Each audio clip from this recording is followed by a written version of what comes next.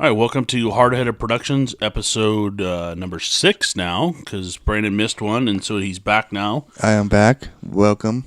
And I love myself. Yeah, well, I'm glad somebody does. Yeah. So, yeah, it's Monday, but it's still actually been a really busy weekend as far as news goes, and last week was a busy political week as well, with that whole Jeff Sessions and did he talk to Russians and didn't he talk to Russians and what is your definition of is, and that's all this is. I think there's a lot of smoke and no fire. Okay. Well, he says that he didn't talk to Russia. His answer is correct, and it's give or take. It's like every single political thing. Is there enough evidence to say that he was lying to us or not? It has to be investigated, I think, and it takes some time, but we'll see what happens. I mean, it seems like all politicians are liars, and it seems like nothing's changed. So he could have lied to us, he could have not. We don't know. Do you think he lied to us, or do you think he? I wouldn't call it a lie. I think he answered the way the question. It was Al Franken, who is a comedian. Yep. And was on Saturday Night Live and is a wordsmith. And the way he went and he asked this the point of the question is, if you watch the whole thing, it was like a 3-minute question that really only should have been like did you talk to this and then he went on this rant and stuff. And then Jeff Sessions at the end, he was just like, no. And what he was answering was what he thought the question was, right, which was, as a surrogate for Trump and the Trump campaign, did you talk to this foreign official in that capacity? Right. The answer to that is no. No. Did he talk to him? Yes. But he talked to him as a senator. And as we've seen now through people's tweets and Instagrams and things like that, how many other Democrats have also sat with the same Russian ambassador, yet nobody says anything about them? Did they need to be under investigation now too? Okay, well, I think I was not going to bring that up? Oh, no, you were. I wasn't surprised. Here's my thing about that. I think if you have any lies or any ties or anything, that you should be honest, and just be honest, yes or not. Like Bill Clinton, he said he didn't have sex with Monica Lewinsky, and evidence found out he did. You have maybe Donald Trump having had with Russia for the elections. But it's a maybe. It's a maybe. So you can't say it. You can't say something's fact until it's proven. Right now, everything's allegations. That's why I said I think a lot of smoke and no fire. Right. But I'm saying. So we'll just see what happens. But if there is any evidence that he should be prosecuted or punished by that, because that's not right to the American people. Do you agree with that? If he had ties to Russia, do you think he should be punished? So we're doing hypotheticals. Yeah, we're doing. Yeah. You can't do. I don't do political hypotheticals. I think that's contrary to what we should actually be doing. Okay. We should talk about what actually happened, not what if this happened. Okay. So that's how when things get taken out of context is when you start doing hypotheticals. Right. So I think if the question would have been, as a surrogate for Trump, did you meet with the Russians? Yes. Yes or no. And that's why I believe in yes or no answers. Right. Politicians and everybody is great at talking in roundabout sentences and bringing it back and never answering questions. Yep. Very true. And that's what I disagree with. I'm a plain and simple on and off yes and no kind of person. Right. If you ask him a yes or no question, there's no wiggle room in yes or no. Yeah. So if it would have been a pointed question and said, did you do this as this? Yes or no? Okay. And he would have answered, no, not as, I never met with this Russian as a surrogate for Trump, as being in his campaign. Okay. I just don't think, I think I really think that it's a lot of haze. It's like it's trying to make it cloudy. They're trying to muddy the waters and make it look like something, but it really isn't anything. There's still no proof of Russians hacking the elections. Yep. This is all smoke and mirrors. It's all deceiving and muddying the waters by a certain political party Yeah, my party. to influence the other party. Just like, well, for example, I think it was like last week, Kellyanne Conway's picture, how she's on the couch, and everyone made a big deal about that. But, you know, she had one picture and they blew that way of a person. If you see the other pictures, he's taking pictures of Trump and the whole Black Caucus people, whoever they were, and they made a big, huge deal about her sitting on the couch with her legs up. To me, that they drew that way out of proportion. For sure. You have to agree with that. And it hurts me to say that, but, you know, some liberals are taking the small things way out of proportion and don't want to get credit for it, and they just want to get likes and stuff like that. It's bad. False journalism. I sound like Donald Trump right now. It's killing me. But I have to make the truth. Well, there you go. But that is. I mean, something like that is blown out. Your party, the Democrats, right now, are finding any little thing they can latch onto to try to go against Donald Trump. Yep. Because they're just so against him. We've talked about this before. Yep. Why can't you just work with the things that you can work with them on to make America great again and move the country forward some way? But no, it's just everything is such a... Anything he does, if he sneezes, oh my gosh, you know, Donald Trump sneezed. Did you see that? Yep. He didn't cover his mouth properly. Right. I mean, really? Come on, people. Like, I just don't... Any little thing... And yes, obviously, if there is Russian influence... And here I will get hypothetical. Okay. If there is proof of that, I'll be the first fucking person to be like, yeah, that's fucking collusion, and that should not happen, and those people should go to jail. I believe politicians should go to jail. Yes. I believe certain politicians and past politicians that just ran recently should be in jail. Same. So, well, one guy named Don Rumsfeld should be in jail too, but it's okay. For what? What did he do? What did Don Rumsfeld do? The war in Iraq. The war in Iraq. Yeah. Okay. Okay. First of all, they had no weapons of mass destruction over there. They wanted oil. That's just. First of all, as being under a Texas president, you know, he was from Texas. Yep. Why would he want foreign oil? Wouldn't he want Texas oil? He would. And Donald Rumsfeld worked for him. Right. So that they didn't go there for oil. If they went there for oil, where is this oil? Did we line up ships in Saudi Arabia and Iraq and they pump them full of oil and then sit them here for free? No, we didn't do that. Where is this oil? Where is this oil we went there for? Well, where's the mass destruction? Where's that at? We didn't find any. Here's my theory on that. Okay. I said this back then. I believe that Saddam Hussein himself was a weapon of mass destruction. Okay. Which he could, and he should have been killed. He gassed his own people. Yeah. He gassed I can't think of where they are, northern Iraq, and that he gassed people. Right. He killed people on a mass scale. Yep. That guy is a weapon of mass destruction himself. The whole point of that was to get him. But let me say this, though. Okay. So you know how when Saddam Hussein was alive, he kept Iran in check. Now Iran's popping off all these crap he's saying. So do you think it was, he should have been killed. Saddam Hussein is an evil guy. He should have been killed. I'm glad he's dead. Easy. But do you think that if he was still alive, Iran would be popping off like they do right now?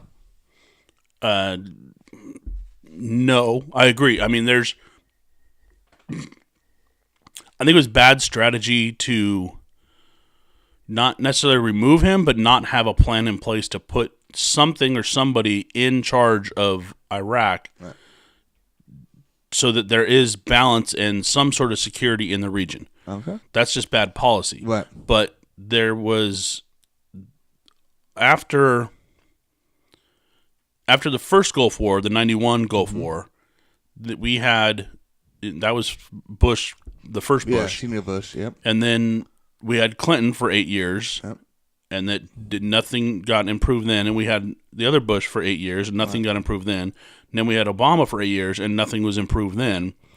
So we are now 2017 from 1991, and nothing has really been improved in the area. So...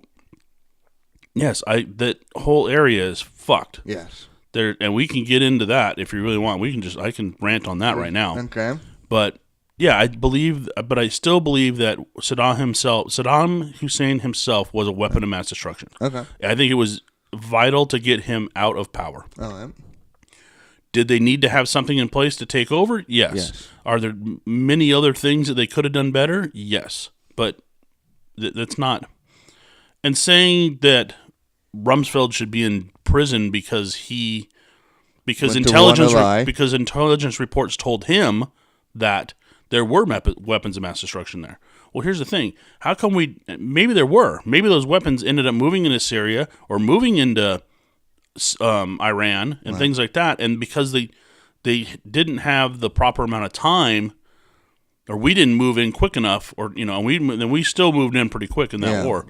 But we didn't go far enough. Like, first war in 91, we only went a certain way. We didn't even go all the way into Baghdad then. Right. The second one we did, but then that was the whole, So this whole thing of weapons of mass destruction is, they had a lot of time to decide what they were going to do and when they were going to do it and who they were really going after. Mm-hmm.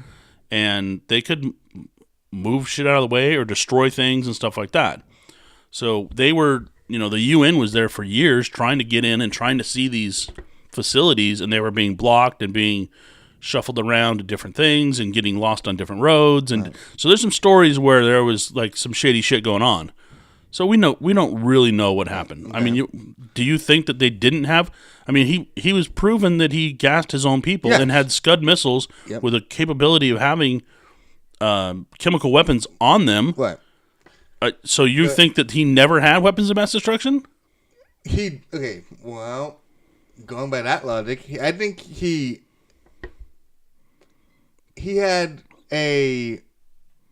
some things to protect his country. Yes, like every country has nuke or some bombs or whatever weapons to protect their own countries. Now, like the United States would never put nukes like towards us, our own country, no, because we're the United States. But okay, we got something. I'm not saying nukes. Okay. I'm just saying that previous administration has used drone strikes. So yeah, that's very true. Yep. Yes, he did. Okay, I will admit that he did. And spied on American citizens. Okay. Well, making me sound intelligent, but it's okay. But the point was that we should both agree that some person be in jail. If you are caught in a blatant lie or misleading the public, for sure, knowingly, yes. Like just you're doing this knowingly. Right. It's either malicious or you're doing it for your own financial gain or some other reason. Yes, you should pay the consequences for that. And I believe that I'm a firm believer of strict prison sentences. Right. Okay, so let's make a list right now. So, I think Rumsfeld, you think Hillary, you think Obama should be in jail? We don't know yet. See, we're going to get into that right now about this, the Trump and the wiretapping allegations and things like that. That's our next topic we're going to talk about. So, I mean, I was kind of leading into that because President Obama has already been proven that, list all the people that he has actually proven that he spied on. The Germans. Okay, the Germans, yes. The French. James Rosen, which was a U.S. citizen. He was a journalist for Fox News. Right. They actually spied on him, and like he was under federal investigation because of the Obama administration. Also, there was another, like Norway, I think, is also another one. And Sweden. He spied. Yeah, I don't know one of those. But I know Germany he did, and I know France he did. Yeah. Oh, Japan, I believe, also, or China.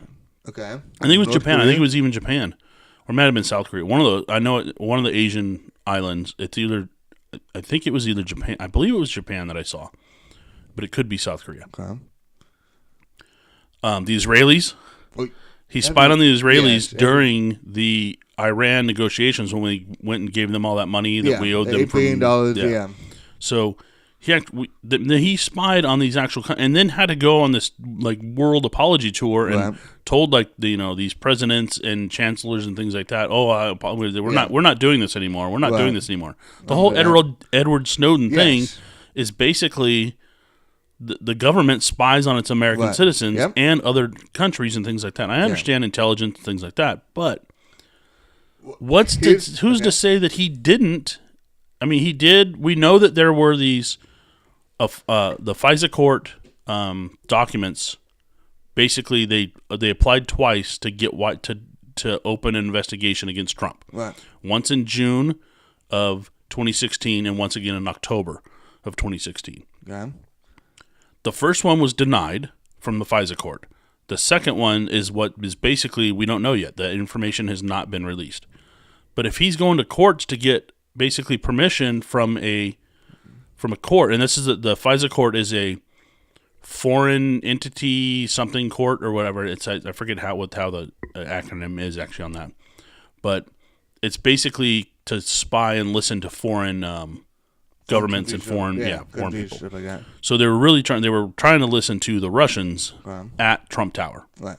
So we're saying it's not possible that he could have done that. I'm not saying it's, so. I'm asking you.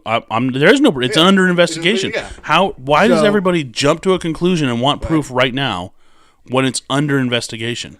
Because we're impatient, and as liberals, I hate that's my freaking team, but we just want to put another thing on Trump because we want to get him out of the office. Yeah, you just because you don't like the guy, it goes back to that whole. I need to show you the video of Nancy Pelosi basically saying, she's speaking in front of a bunch of people around her, and she's saying, I don't find anything that I can work with President Bush right now. Yeah. She goes, there's absolutely nothing I can work with President Bush right now. Okay. But she wasn't even talking about President Bush. She was meant to say President Trump. Right. So just goes to show it doesn't have to do. It's just us versus them, and it's a sport. The politics of sports. But so same thing 8 years ago. Republicans said we can't work with Obama all the time. The whole Obamacare stuff said we can't work with him. We're gonna deny everything he does in Congress. He wants to pass a law, and no one's gonna deny it. It's all a big circle. No one Republicans hate Democrats. Democrats hate Republicans. That's why personally I think our next president to be a Green Party or a real independent party. This will shake things up. It makes everything different because this huge Republican-Democrat stuff, it's tearing the country apart. It is. The us versus them is not a good way to move a country forward. Right. Exactly. And yes, I agree that the Republicans did not work with Obama, but also Obama did not work with the Republicans. Yep. He passed the Obamacare at a midnight hour with no Republican votes at all. They basically did it in the middle of the night and said, all right, all the Democrats come in, we have control, pass this, and they did. And that's why that really angers the Republicans, because there were Republicans willing to work with him, but then there's the other side that we don't even want to listen to your plans, and so you have to pass it before you can see what's in it. Yeah. Really? Well, do you think Trump would do the same thing with Democrats, or do you think he'll actually work with Democrats to do something to get together? I think he's the negotiator in chief. He has been a negotiator his entire life about making deals. Right. I believe that because he really isn't a Republican or a Democrat, he really was kind of a populist kind of, he got elected because he was a popular figure in history and character. Yep. He was a character. Right. So, but I believe just in how he is in the businessman aspect, he wants to make a deal, and in making a deal, you need to compromise. Yep. Very true. And I've always said this before, his deal thing, the art of the deal, he's like, here's a question, Brandon. If you wanted to come to me and ask me, and you needed $1,000. Right. What would you come to me and ask me for? I'd take about $1,000. And I would say, you know what, I don't really have $1,000 right now. I can give you like $200. Okay, cool. Maybe $200 now, then in time, whatever, you can pay me or loan me $1,000 or pay back whatever. That's how it works. Okay, so you want $200 now and then $200 every month for the next 5 months until you get your $1,000, and then I start getting paid back eventually? If it has to be like that, or you can just say, how fast can you give me the money? $1,000. Yeah, but I only told you I can only give you $200. Then that's how I'm going to take it. If you can only give me $200, that's what I can take. So that was a negotiation, and you just got $200. Yeah. Here's now me going to ask you. Okay. Hey Brandon, man, I'm down and out right now. I got some bills and some stuff that came up. I'm really in trouble. That that health thing I had. Yeah. I got to cover that. But I need $10,000, dude. Can you help me out? If I can, yes. Well, this is hypothetical. So I need $10,000. Yeah, I would help you out. You'd give me $10,000. If I had the money, yes. Okay. But say you had $10,000 in your savings and you still needed that to pay. I was only able to give you $200. Right. I'm asking for 10. Yeah. Then I couldn't do it. Look, I can give you. So you are a liberal. You just want to give it. You just give what somebody asks. Here's the deal. The same question was originally is the idea is we both need $1,000. Right. But I asked for 10 Yeah. because I'm going to negotiate down and probably get more than $1,000. True. Where you just straight asked for 1,000, and then I negotiated down to giving you 200.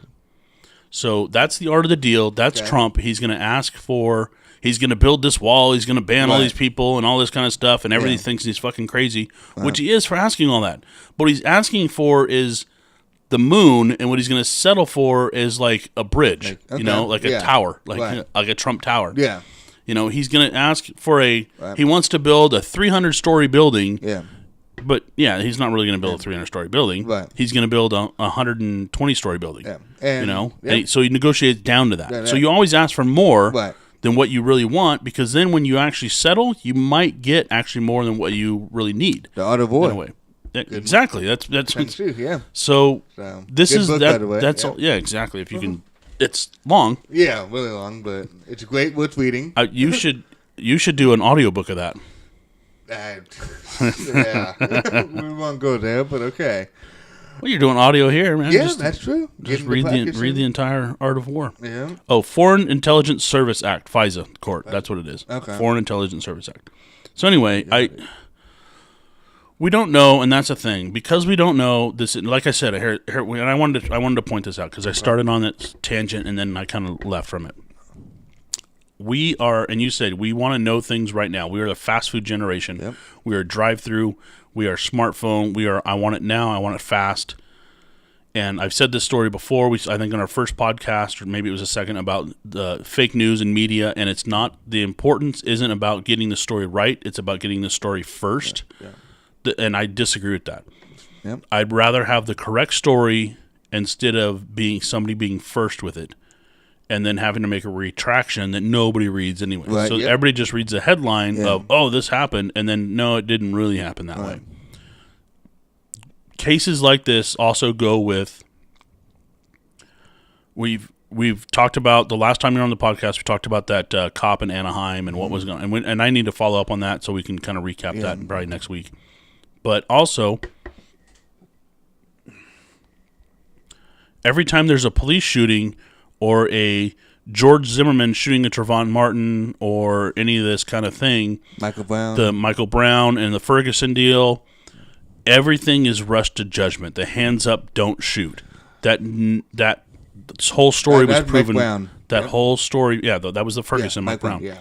So hands up, don't shoot has been proven now false. Yep, I agree. And a black man, it is bad. So this is, the narrative is that it's just, they want to get this story out, whether it's accurate or not. Let the investigation take place. Okay. Here's the thing, and everybody wants to jump. Everyone wants to jump. Everyone wants to jump to it, and jumping to conclusions is what it's doing. Making the water, like muddying up the waters, making it murky, making it hazy, so you can't really see clearly. Yep. That's the wrong way to go about things. I want the investigation. Here's what I want to happen. I want Trump to come out and say, "Hey, listen. We believe that there's possibility that there was wiretapping going on from the Obama administration of Trump Tower. There's going to be an investigation of this now, and once the investigation is complete, then whoever's doing the investigation, they will release a report and say this is what happened." Okay, let me answer this. We've seen in history, it seems like Obama and Trump have been beefing for a long time. When Obama became president, Trump was the first to say that he's from Kenya, he's not from America, I need to see his birth certificate, blah, blah, blah, blah. He was the second person to say that, actually. Who was the first?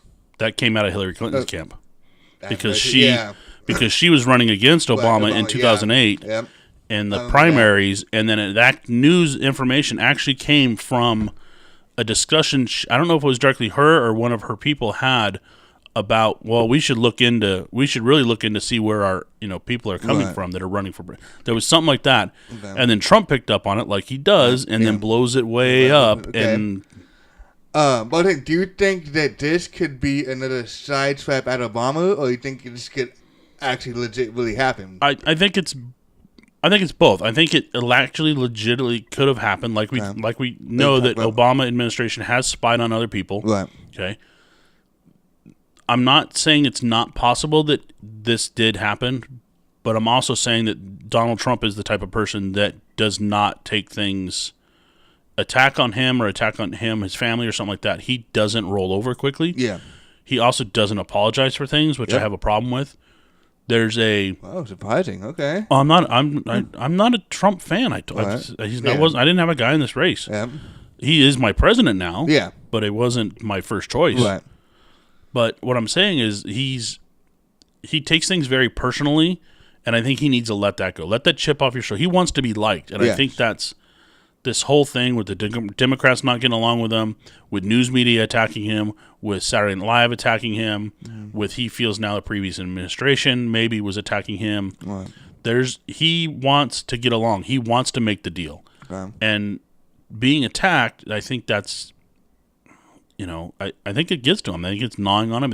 I think he takes it too personally. Yep. He just needs to, in a way, kind of grow up and just let that, the water off a duck's back kind of analogy kind of thing, and just say, fuck it, I'm the president of the United States now. Yeah. Like, deal with it. This is what's going to happen now. Right. And stop this fucking 3 in the morning, 4 in the morning tweeting. And Jesus, man. I mean, that's what I said. The whole thing, the story with this wiretapping thing is, a lot of the initial reaction was because he tweeted it out, too. And it's like, but he did release a press release at the same time, so it's kind of a two battle on 2 different fronts. Right. But it's still just kind of like, man.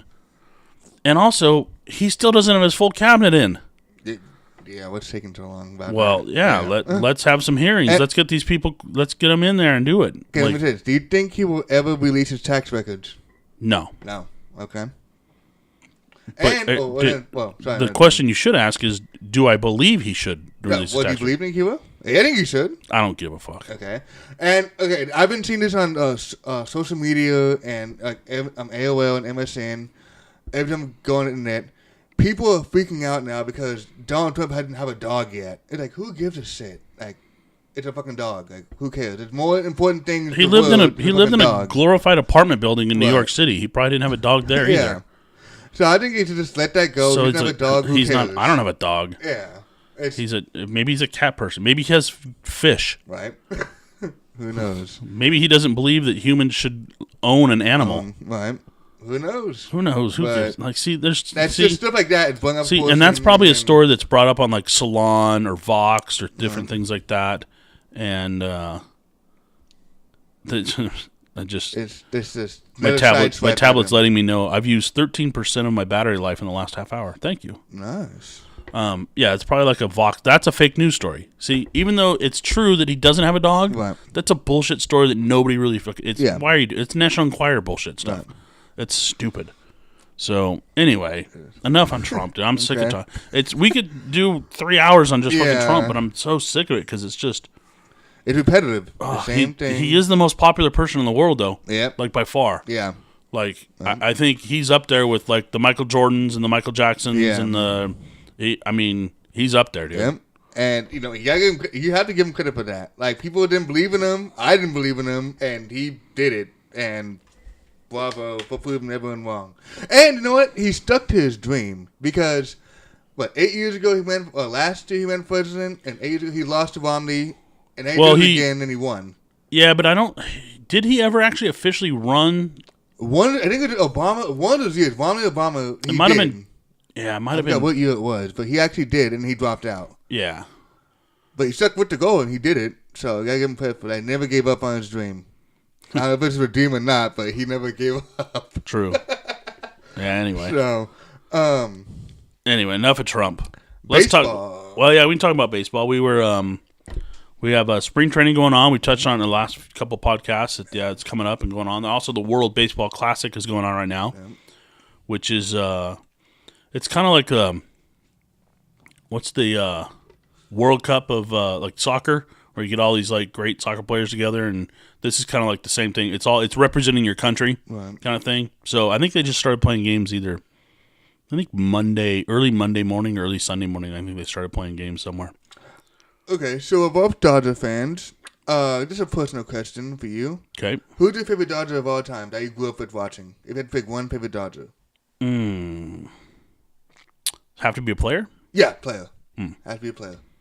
because my favorite Dodger of all time would be Vin Scully, but we talked about him last week with Ellis. We were here. We talked about we talked about Bob Miller and Vin Scully and Chick Hearn and how we were kind of spoiled here in California.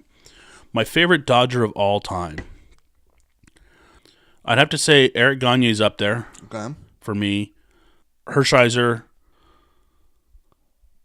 I'm gonna delete this so it makes it look like I'm gonna edit this so I'm gonna flow right through these names. This is funny right now, but I like I said, Eric Gagne, Hershiser, Kershaw right now is phenomenal. Yep. If I'd have to say of like growing up wise, Davey Lopes, Ron Say, Steve Garvey, Bill Russell. I grew up in that era.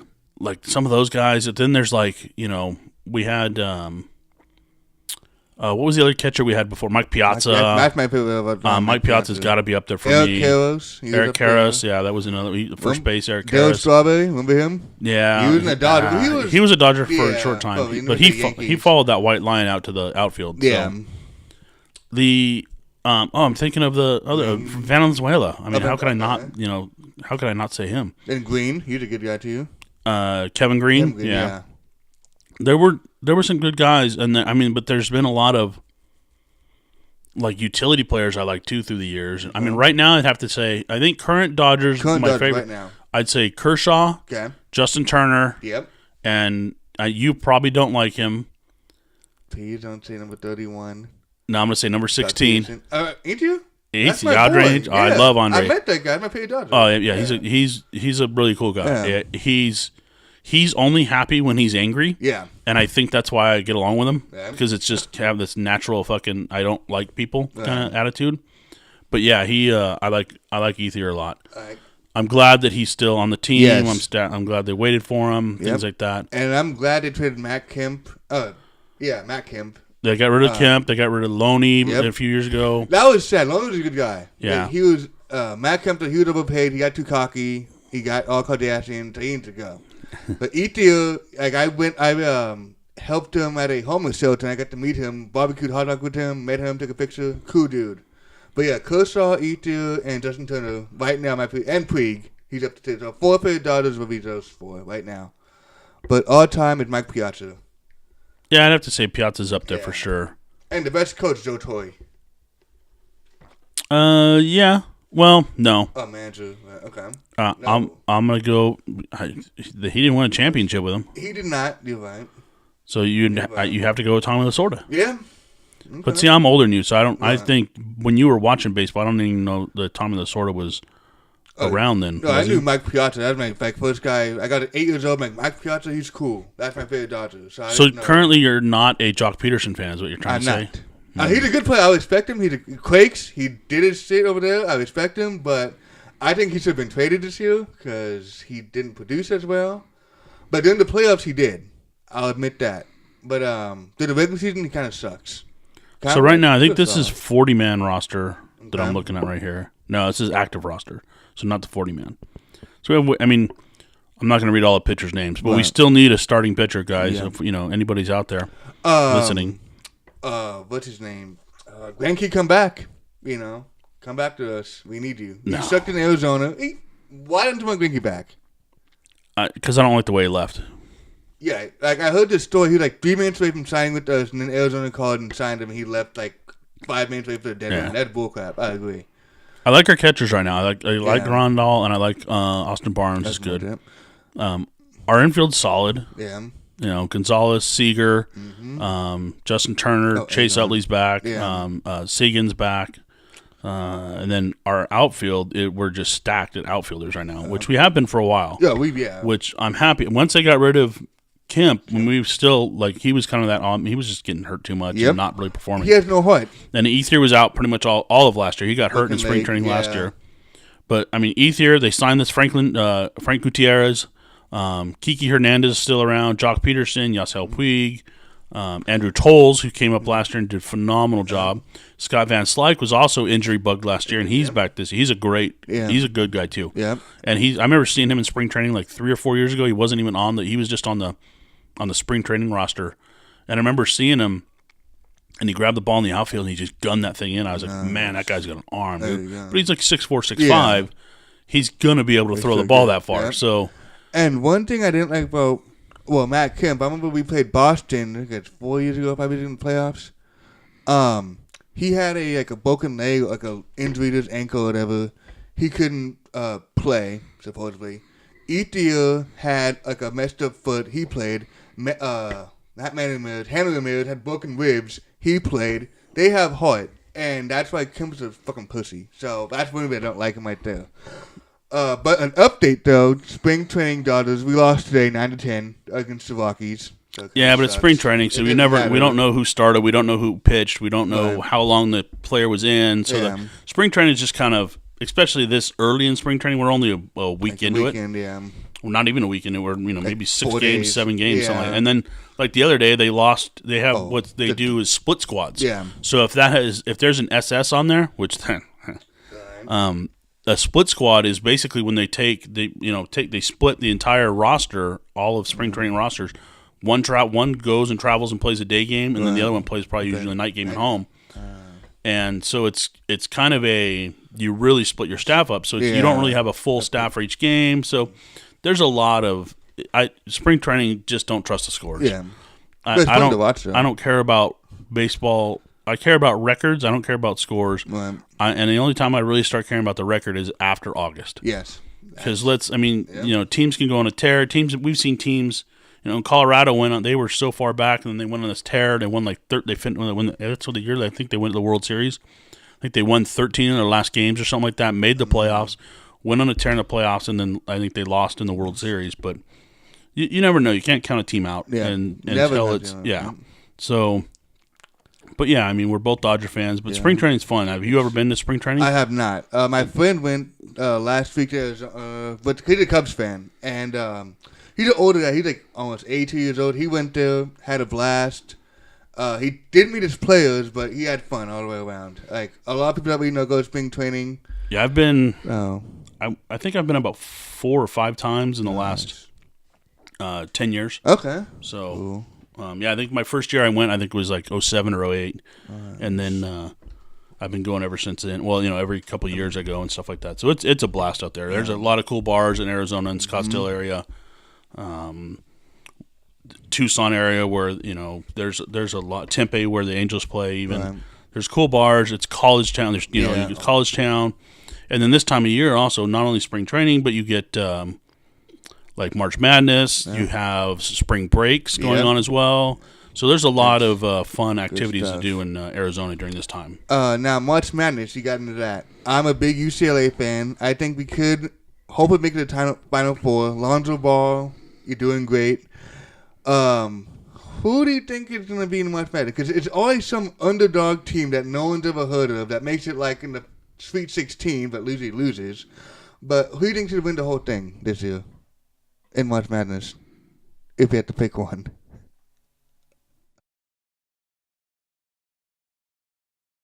All right, so the awkward silence there was from me because if you watch the last podcast, I just told our friend Ellis that I just started getting into basketball because of him, and I don't really care about this sport, never have, even since I was a child.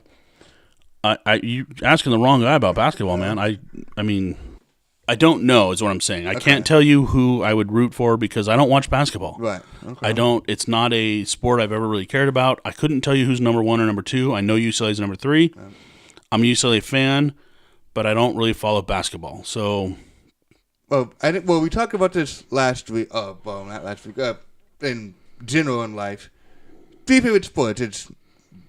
My favorite sports are. I'd still have to put hockey number 1. Okay. MMA number 2 now. That's definitely moved up. Okay. Then I go football. Pro football. Yep.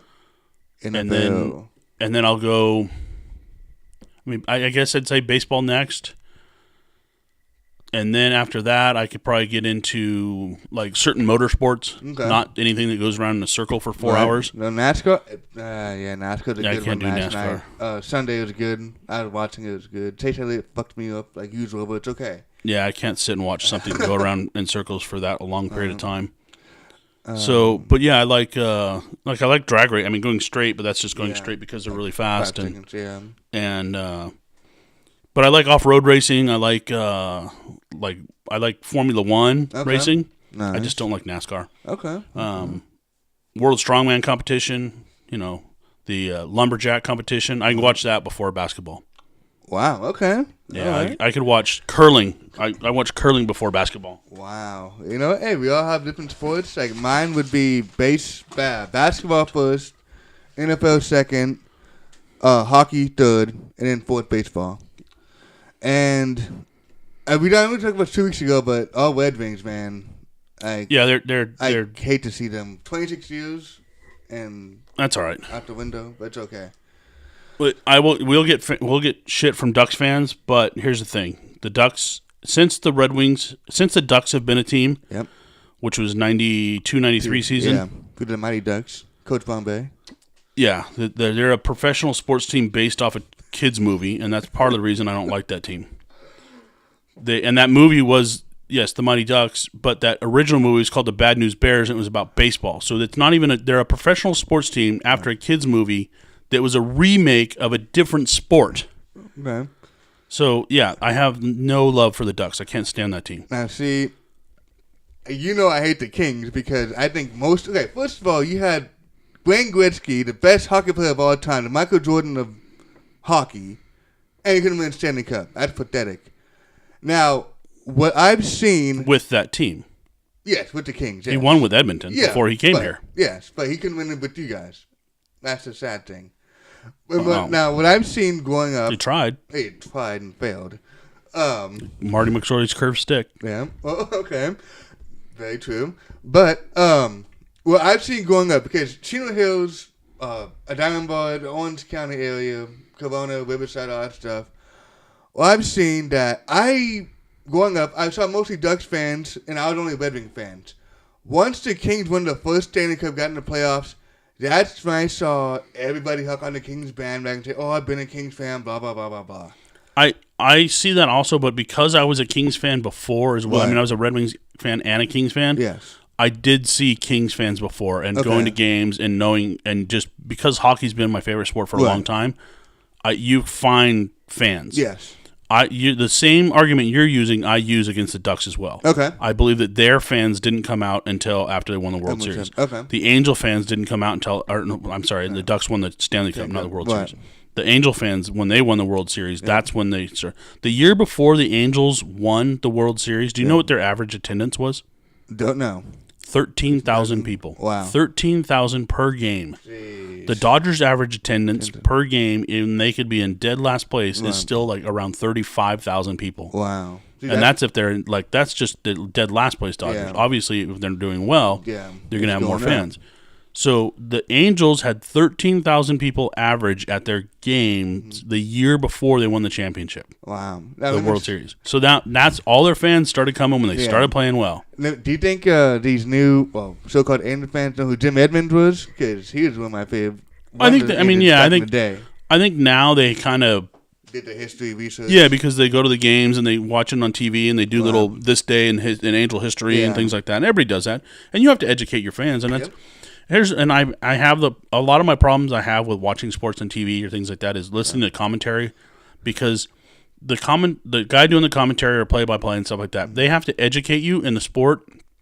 But if you've been a fan of the sport for a long time, you pretty much know all the rules, you know all the players. Yeah. So you have a history with it already. Yep. But they're always trying to get new fans, and they have to re-educate these new fans all the time. So they have to keep this commentary at a certain level of it, like understanding. Right. So it's there's a lot of good baseball announcers and hockey announcers and things like that, and players but sometimes when they get on TV, they kind of they start talking over people's heads because they're really into the game. They're into the very, very, and I love that kind of stuff because that's, I love watching certain podcasts or listening to podcasts or YouTube things and stuff like that about UFC and MMA because you're listening to guys that really, really know what they're talking about, to where just watching it on regular TV, and Joe Rogan's a great guy doing it, but he can't get totally technically involved when he's doing a UFC live event because it's a live event and you just need to kind of tell what's happening. You can't get into like his handhold needs to be here, and like really get into explaining all these moves and things like that. So there needs to be that balance of always educating new fans. Okay. So that's why going to a live game and things like that. Like, I'm the, kind of guy that I don't do it, but I can do it. Like, go and take your own score sheet and like score on yourself and things like that. I used to do that, like, at home and stuff like that. I would have score sheets. I just print some up and then watch a game and just watch it muted or something like that, and just score it yourself. Like, do that a couple times a season just to keep all that kind of fresh. Yeah. So I think fans are becoming more educated because of these other shows, and they have all these behind the scenes and access things and timelines and these different shows that are on about all this stuff now. But yeah, I think but like I was going to bring up a point about the we're going to get shit for the Red Wings not making the playoffs, and I'm going to get shit from Ducks fans. Yeah. And I've used this argument before against Ducks fans, and I will continue to use it. Wow. What's the argument? The argument is since they've become a team, and I always say, well, the Red Wings have like 11 championships, and they go, well, the Red Wings have been around for 120 years. They're the big six. So yeah, they're one of the original six. But here's the thing. Since the Ducks have been in the league since 92-93, the Red Wings have won 4 championships. Yep. The Ducks have won 1. The Kings have won 2. Yes. So they can take their 1 championship, and that's fine. I also have a theory about how they got that championship. Oh, let's get into the theory. There's we're running out of time right now, so okay. My theory is this: the NHL in 2007 brought on a brand new sponsor, and it's continued to be it's one of their number 1 sponsors now to this day for 10 years now, and that's Honda. Honda, yeah. And that was the first year that the Arrowhead Pond became the Honda Center. Yeah. And that was the year that they won the championship. Okay. So is that a coincidence that Honda is the major sponsor of the NHL? And the team that has their name on the building won the Stanley Cup?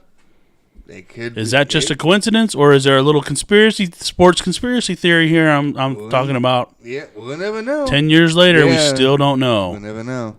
But the next year, a real team won it, and that was the Red Wings in 2008. Yep. So, the whole thing about I think it's easy to rig sports. Oh yeah, no doubt. I think for sure organizations can rig their sport to have certain teams win. You can say the Super Bowl is rigged. I think that organization tried to rig that sport to get a team not to win, and that team still won. Yeah, Tom Brady and Belichick. They suspend a guy for 4 games. Yep. Like, they're going to lose those games. Yeah. They won't make the playoffs. They'll be, do you know what they did? It just rested this old guy so he came back stronger in the playoffs. Yep.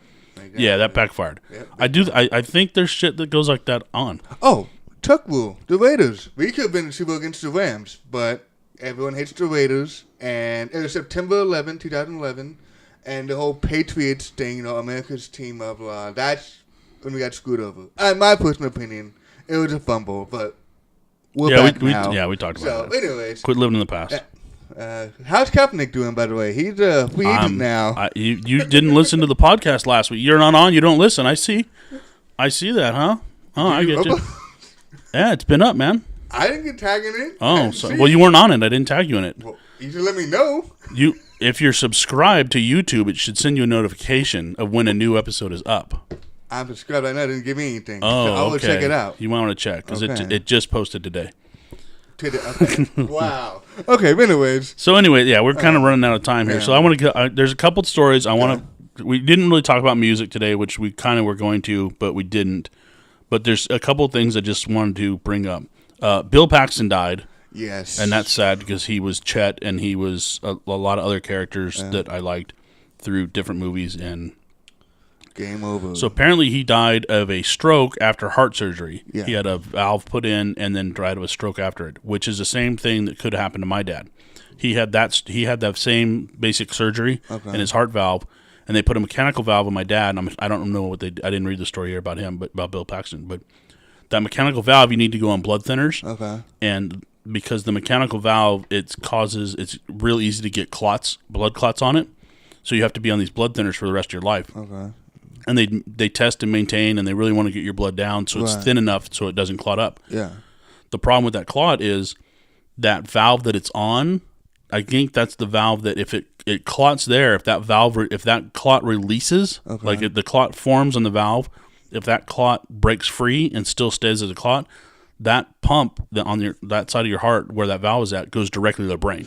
Oh. So that blood clot goes directly to the brain. It doesn't get filtered in between. It's like the last chance. Yeah. It goes, and it's like under high pressure. Right. So it goes directly, boom, into the brain, and now you have this blood clot that just went in your brain, and it basically, how plumbing works is you can take a 3-foot pipe and you narrow it down to a 1-foot pipe. Right. The amount of water that's in it is actually moving faster. So it's under pressure. So that's now goes into your brain. The piping is a lot smaller, and this clot gets in there, and that's what causes a stroke.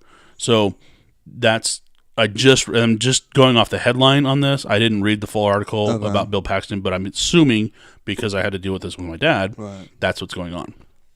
Also, the sea turtle. Yes. This is a hilarious story, people. I love me some animal stories. We started our first podcast with them tigers and lions and stuff getting attacked in China. Well, this is also coming from Thailand. Overseas, from Thailand. And apparently there was this Gulf of Thailand, this big, sea turtle lived in this pond. And I guess many people came to toss her money, a custom that's held that the turtle's long life would rub off on those who shared their wealth. So people would toss coins into the pond to get this turtle's luck. Yep. Because they're taking their wealth, sharing it with the turtle, and then they're going to get good luck from the turtle because it lives such a long life. Yes. The problem is this particular turtle, or was it turtle? Turtle. Turtle. Sea turtle.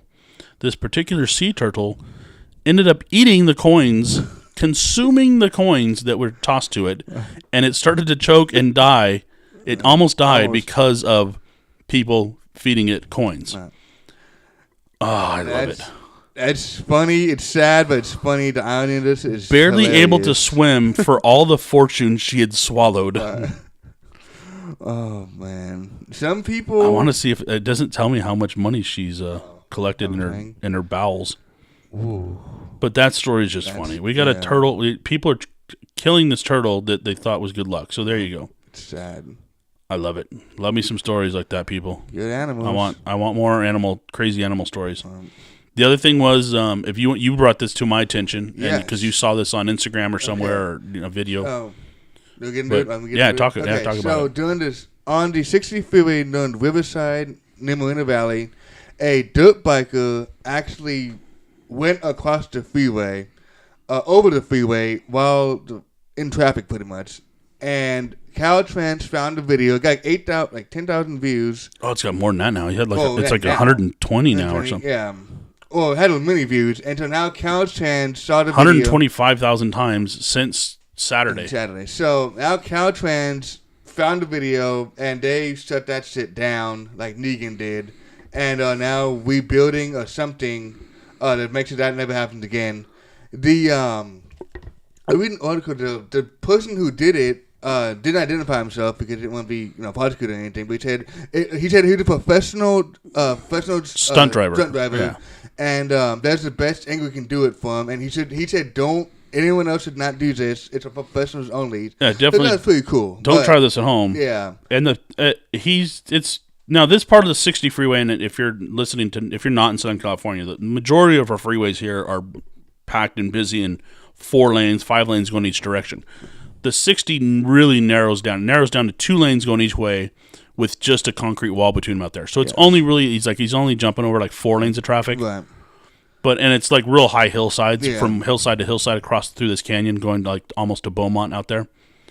It's cool as shit, but come on, don't do shit like this, people. If he could have just slipped a little bit, had a fucking tire blowout, had a fucking mechanical failure, you never know. Yeah. And he could have just, basically launched himself into a fucking car. Yeah, big rig most likely. Big rig, who knows? Could have easily killed himself and other people. Yep. So don't do this shit. No. But it was a great fucking stunt. Cool. It was really cool. This might be back in the 2000s when Jackass happened. That was good shit like that. And I'm older, so I remember the Evil Knievel's, stuff like that. Yep. So, it's all, we're always going to have people out there doing stuff and doing it for likes and doing it for hits and making this viral video and things like that.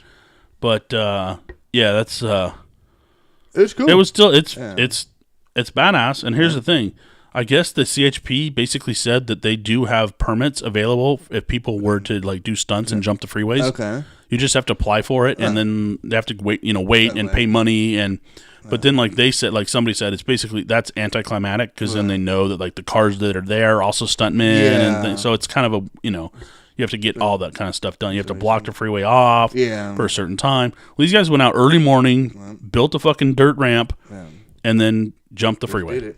That's cool. So it was cool. Good entertainment. Cool. It was it's cheap entertainment. Yeah. It gets a thumbs up. It gets a like. That's about it. So anything else you want to talk about? We're good. No, I talked about last week. We just talked about music a little bit last week. Ellis and I we talked about how Red Hot Chili Peppers are in concert this week. Okay. Also, U2's doing the Joshua Tree Tour 30-year reunion. So I'll mention that again. You had mentioned earlier that Korn is also coming. They're coming this summer as well. With Stone Sour and Skillet and Yellow Wolf. So it's really a good show. And I saw some video released of Metallica's show down in Mexico, and it looked excellent. Okay. And I'm looking forward to seeing them. So I had to give that to you just because I know you don't like Metallica. Yeah. Well, guess what? Good news is in August, Slayer, Behemoth, and Lamb of God are going on tour. August at the Forum. I forgot what date it was, but they're playing, and it's a way better package band than Metallica, Avenged Sevenfold, and Volbeat. And Volbeat's cool, so not strict to Volbeat, but we'll see what happens. And some sad news: the band Him, they're from Finland. They were pretty much known from the show Viva La Bam with the whole heartagram symbol. I found out yesterday that they are breaking up after 26 years, and so it's a sad thing. But they have a farewell tour, which is going on, I think, during the summer sometime. So sad news about that, but that's all I have in the music department. All right, so let me ask you something. We got a couple minutes. We're kind of going to go over here a little bit. But that's fine. I want to ask you a question about bands and music. Okay. How do you buy albums anymore? Oh, yeah. I buy CDs. I go to Target. I go to record store, buy CDs, yes. Now, do you download music as well? Yes. Or not? Okay. I do iTunes and CDs, yes. Okay. So I have Spotify that I use, but I haven't bought an album. I haven't bought a CD in I don't know how long. Okay. And I really don't. I couldn't tell you the last CD I bought. Okay. And albums, I just like like I said, and I do the paid subscription to Spotify because I don't like the commercials. So when I go work out, you can listen to music offline as well. Right. So it's just available there all the time. So plug in my earphones in my phone and go and listen to Spotify. I have my workout mix on there, which my workout mix is nutty because I have 1,600 songs on it. Nice. So basically, I'm never going to hear a song twice. Yeah. But with downloading, because I think most people just download music now, and they're only downloading hits, so they're going to pay like iTunes as well. Is iTunes still 99 cents? $29. Yeah. So it's just over $1 per song. Yes. And then like probably $10 to $15 for an album or something like that. Yep. So with people just buying songs now, and with the availability of things like Spotify and these paid subscriptions and stuff like that, like what's the other one? Wasn't there another? SoundCloud, Spotify. Well, we're on SoundCloud, so we should not be. Yeah. SoundCloud's also really good for music. Yeah. It's really good for new artists. Yes. For sure. Chance the Rapper, for example. Yeah. So, no, there was the other Pandora. Pandora was the other one I'm thinking of. So, with these pay subscriptions and things like that, this is why I don't like going to concerts anymore, is because concerts have gotten way too fucking expensive. Yes. Some have, yes. I think most. Well, yeah, you can still find small shows like like at the Glass House in Pomona and Fox $40. Theaters and things like that. Yeah, you can get, but still $40 to me back in the late 80s, early 90s when I was going to concerts when I was a teenager, when I was 18, 19 years old, 20, 21 during the early 90s. $40 were like I get good seats for $40. Right. Okay. Yeah. And now, like the Red Hot Chili Peppers concert that I wanted to go to because that's a LA band and I grew up listening to them and I think they're a great band. Yes. I would love to go see that show they're playing. I think tomorrow and they're playing this week. 3 dates here in LA right now this week. I would love to see that show.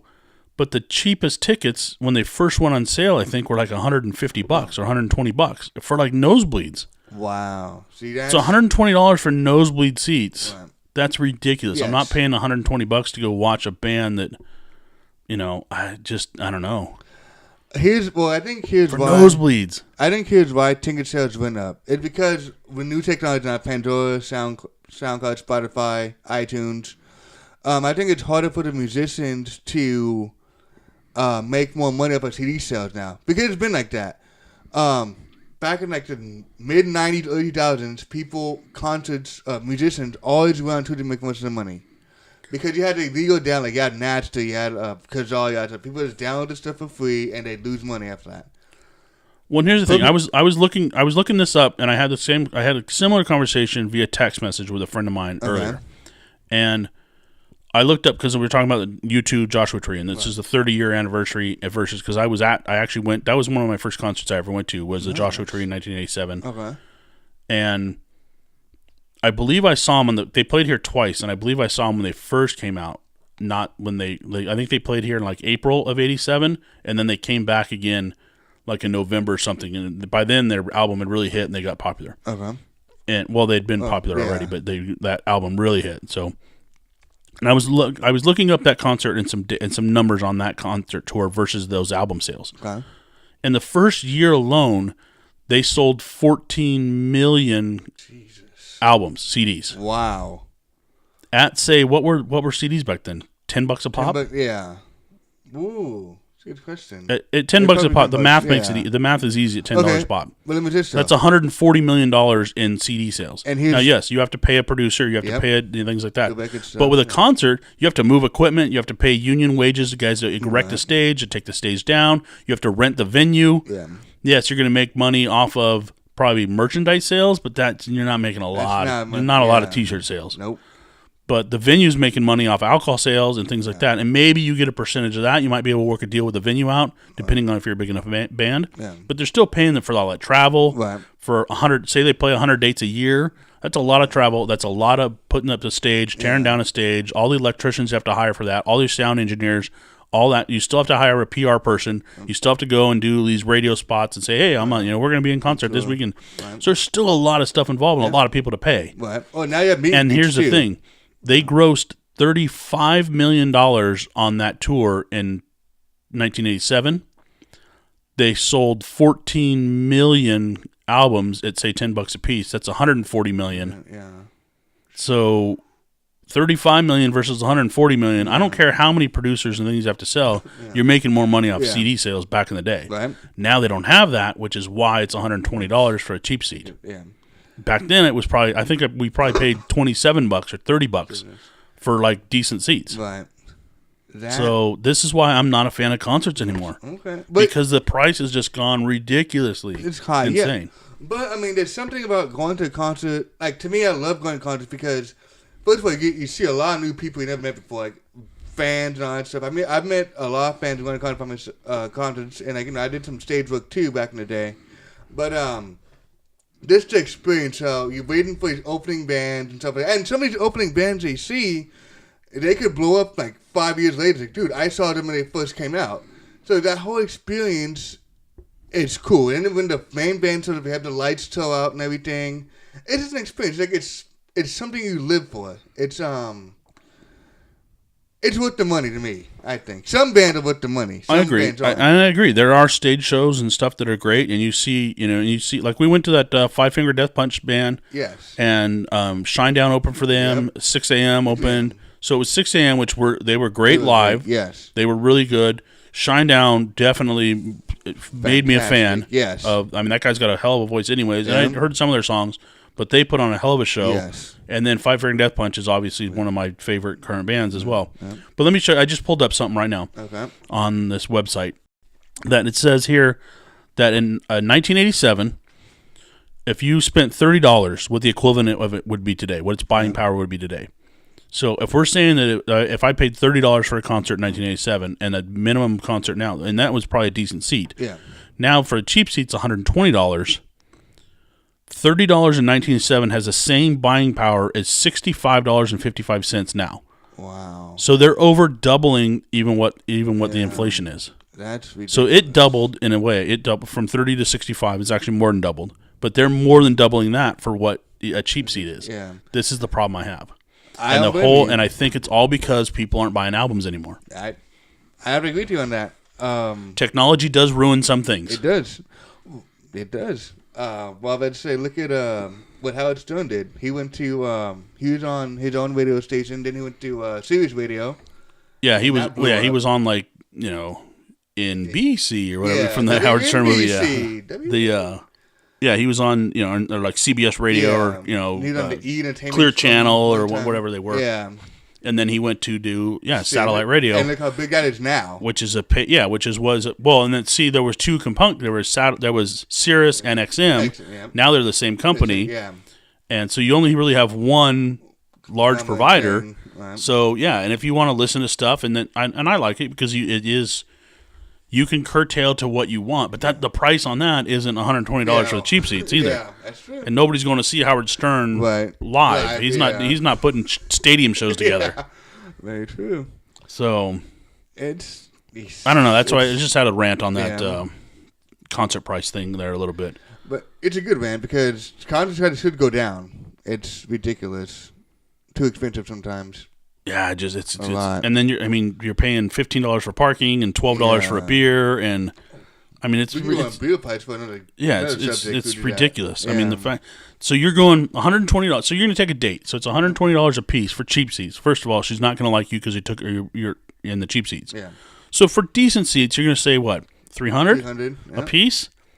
So you're $600 into that right there. Then gas. Plus, $50. Uber. So you just pay because you're going to drink at the end of the night. So we're Ubering and lifting.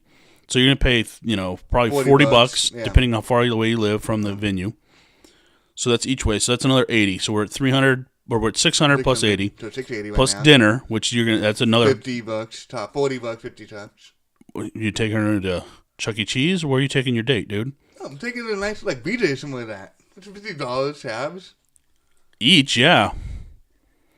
Well, what do you get? I mean, I get beer. Well, you're on a date, man. So you're gonna get a couple of drinks. Yep. No, 3 drinks minimum. So that's 2 drinks for you, 2 drinks for her. Okay, that's $24 right there. If she's drinking, if she's drinking happy hour beer. No, damn. We're not talking about happy hour. We're talking about a Saturday night concert right now. This is no happy hour. Right. So these are $10 drinks. So that's 40 drinks right there. Then you're both having a $20 meal, maybe a dessert. Yep. So you're at $100. You're $100 right there, easy for dinner. Then you go into the concert. Then $12 booze right there. And you're gonna have another. What you're gonna do now is you're gonna only have one at the concert. Yes. She's still gonna have like a glass of wine or maybe a beer or a cocktail there, and she's gonna have a couple. You're gonna be nursing that whole beer because now you're like, man, this date's getting expensive. And the merchandise, and then now you gotta buy. You got to buy a T-shirt, and then you got to buy one for yourself, and then you're going to buy one for her. Yep.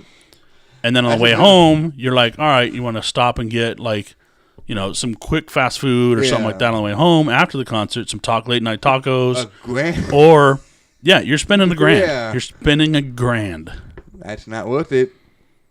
That's not worth it. Yeah. Yeah. I mean, and obviously we're over-exaggerating some of these prices, but it could happen. Just make them... $50, just make it, $50, $100, $150, and then like $300 for great fucking floor seats. Yeah. And here's the thing: a lot of these companies, a lot of these bands now have like fan appreciation sites where you have to pay to be their fan, and then you get early and cheaper seats. You get and I did that for U2 when I went and saw them at the Coliseum back in whatever that was, 2009 or 10 or something like that, or 8 or whenever that was. It was like $50 to pay online, but then I got priority seating and stuff like that. So I went to 2 different concerts. So it made it worth it because I ended up being really good seats before they went on sale, before they went to Ticketmaster or whatever. Well, now bands do nowadays. They do meet and greets too. So you pay like $140 for this to meet the band and have your sit sign or whatever, and then your seats. Yeah. So it's like. Is it really worth it? Like, man, me and my friends went to Slipknot Marilyn Manson, End of Mice of Men, and they had meet and greet. So like, Marilyn Manson's like $100, like $140, whatever. We got to meet him, it was cool. But I was like, that's whatever. It's all based on because nobody's buying albums anymore. That's my theory. All right. I'm sticking to it. All right, this is HardHeaded Productions podcast number 6, and we're finishing up here. Thanks, Brandon, once again. You're and welcome. I'm John. And I hope you guys enjoyed it. Like, subscribe, comment, share on all forms. We're on SoundCloud and YouTube. And I try to get these out within about 3 or 4 days after we record it. And then it takes me a little while to edit. Like I said, this new format with doing it earlier in the week. We're recording on Mondays now. I think it'll help. I can probably get them out by Wednesday or Thursday. And then versus the ones we were recording on Thursdays or Fridays, I wasn't getting them out till Monday. So I was getting them out 5 in the morning Monday, and then it was just kind of like, man, because you'd going out, hanging out Friday and Saturday and stuff like that.